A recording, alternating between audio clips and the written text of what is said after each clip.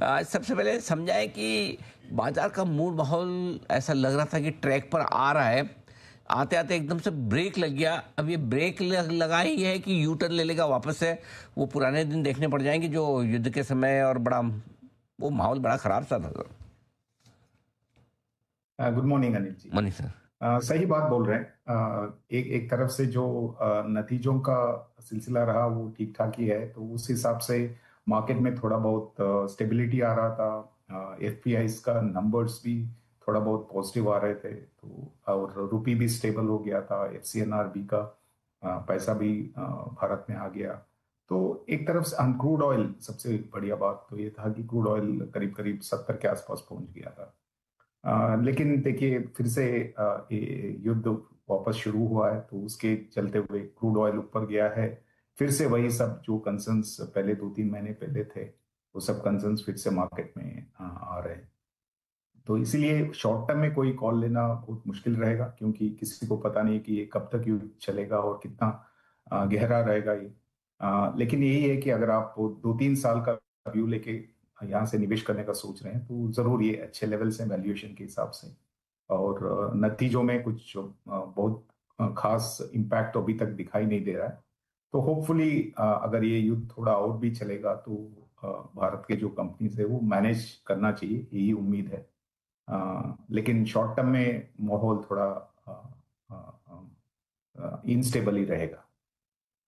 बिल्कुल, तो थोड़ा सा अच्छे नतीजों के बावजूद तेजी पर ब्रेक तो लगा है। क्रूड $100 के आसपास है सर। क्या लगता है कि अगर लंबा यहाँ टिक गया 2-3 हफ्ते, तो बड़ा स्ट्रेस हो सकता है, या आपको लगता है नहीं नीचे आ ही जाएगा इवेंचुअली? कैसे देख रहे हैं आप सर? देखिए इवेंचुअली तो नीचे आ ही जाएगा, लेकिन पता नहीं कि वो कितने समय के बाद वो इवेंचुअलिटी हमें देखने मिलेगा, वही एक क्वेश्चन मार्क है आज के दिन में।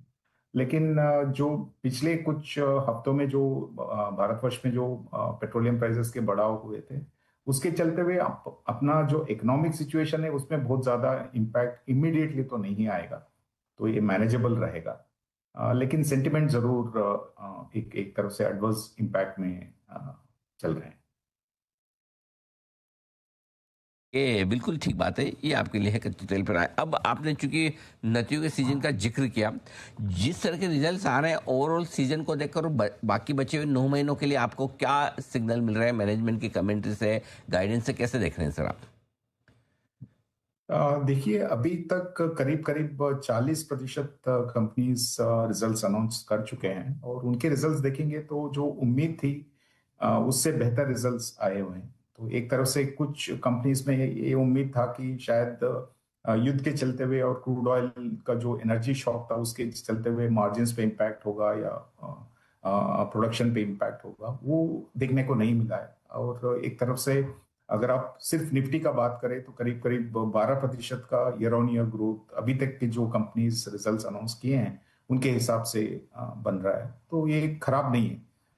12% तो पिछले कुछ क्वार्टर्स में हम देखे नहीं है, तो इस उसके हिसाब से युद्ध चलते हुए भी हमारा एक जो अर्निंग्स ट्रेजेक्टरी है वो इम्प्रूव होते नजर आ रहा है। एक पॉजिटिव ट्रिगर मार्केट के लिए जरूर बोल सकते हैं। और यही उम्मीद है कि ये युद्ध बहुत लंबा नहीं चलेगा, और यहाँ से आगे जो अर्निंग्स का जो एक स्ट्रेंथ दिख रहा है वो कंटिन्यू होना चाहिए, यही उम्मीद है। ठीक बात है। तो यानी कि नतीजे जो आए और जो अर्निंग्स रिकवरी दिख रही है वो काबिल तारीफ है। ऐसे में सर एक एफ की तरफ से थोड़ी बिकवाली रुकी है, क्या उम्मीद की जाए कि खरीदारी आएगी? दूसरा, अगर ये रुकते हैं तो कहीं न कहीं promoters, P funds, block deals, QIP, IPO ये आ जाते हैं, तो क्या लिक्विडिटी का जो मज़ा बाजार को चाहिए वो मिलेगा कि नहीं? जब एटलीस्ट डोमेस्टिक इंस्टीट्यूशनल इन्वेस्टर्स और फॉरेन पोर्टफोलियो इन्वेस्टर्स दोनों का जो खरीदारी रहेगी वो एक तरफ से लार्ज इंटेंसिटी से होगी, तभी कुछ मार्केट में लिक्विडिटी का प्रभाव रहेगा। क्योंकि आपने जैसे बोला है, अगर थोड़ा भी मार्केट स्टेबलाइज होता है तो कुछ आईपीओ आ सकते हैं, कुछ क्यूआईपीज या ब्लॉक्स, ऐसे कुछ भी लिक्विडिटी रिड्यूसिंग इवेंट्स हो सकते हैं। तो उस हिसाब से एकदम मार्केट भागते हुए नजर नहीं आ रहा है। बिल्कुल एक तरह से स्टेबिलिटी पहले होना चाहिए। वो स्टेबिलिटी में अगर थोड़े बहुत आईपीओज और क्यूआईपीज अब्जॉर्ब हो जाते हैं तो फिर हो सकता है कि एक तरफ से माहौल बदलेगा। लेकिन आगे कुछ महीनों के लिए मेरे हिसाब से रेंज बाउंड मार्केट का ही उम्मीद रखना बेहतर रहेगा। बाजार है, यही संभावना ज़्यादा है। अब बताएं सर, ऐसे मार्केट में निवेश के मौके कहाँ आपको नज़र आते हैं? क्या कुछ पसंद है आपको?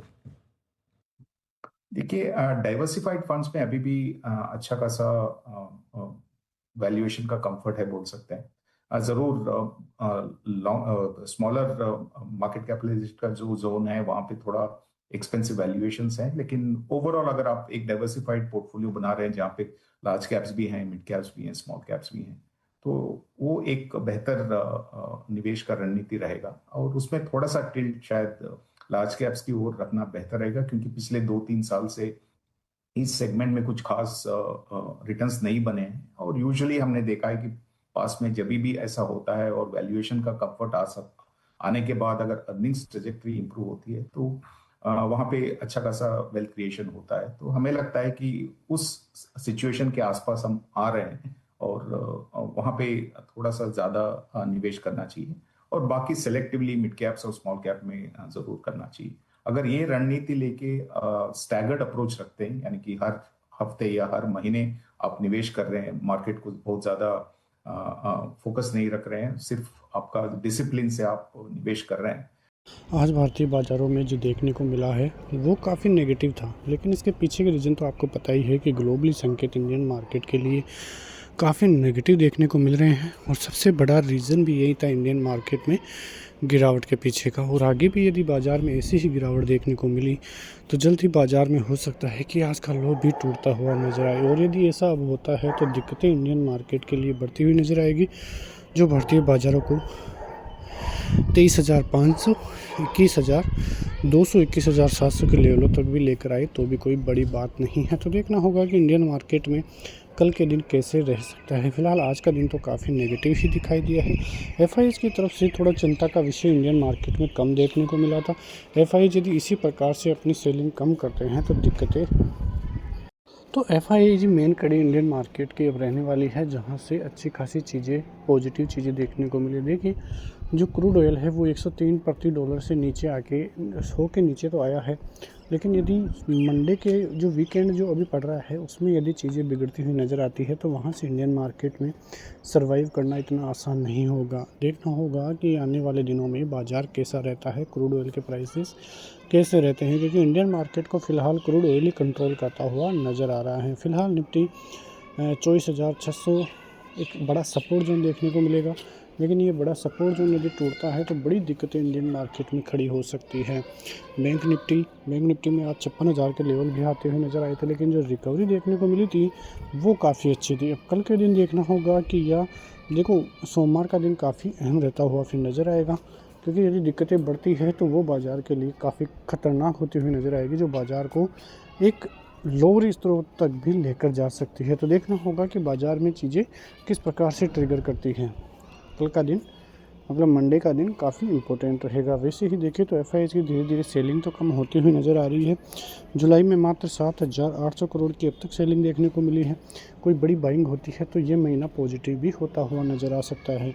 मार्च की एक बड़ी सेलिंग के बाद में ये आंकड़े अब पॉजिटिव होते हुए नज़र आ रहे हैं, तो आने वाले दिन काफ़ी अच्छे रहते हुए नज़र आ सकते हैं यदि क्रूड ऑयल के प्राइसेस ठीक रहते हैं। तो मिलते हैं नेक्स्ट वीडियो में, तब तक के लिए जय हिंद।